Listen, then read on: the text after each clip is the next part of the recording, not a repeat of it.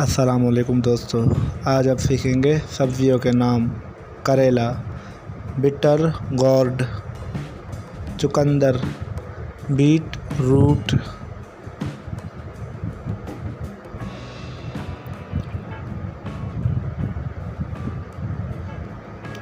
प्याज, ऑनियन या ऑनियन, प्याज,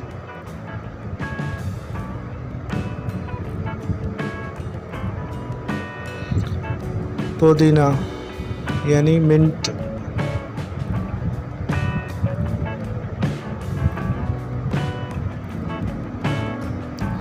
फूल गोभी, कॉलीफ्लावर,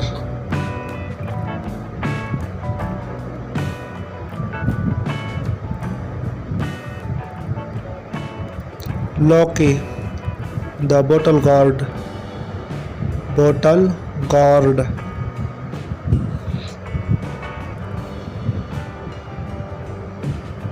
कैरोट यानी गाजर, कैरोट,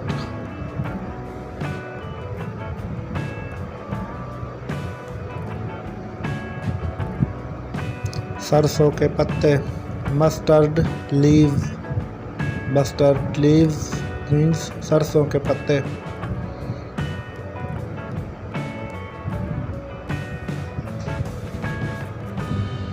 खीरा, ककुम्बर, ककुम्बर यानी खीरा,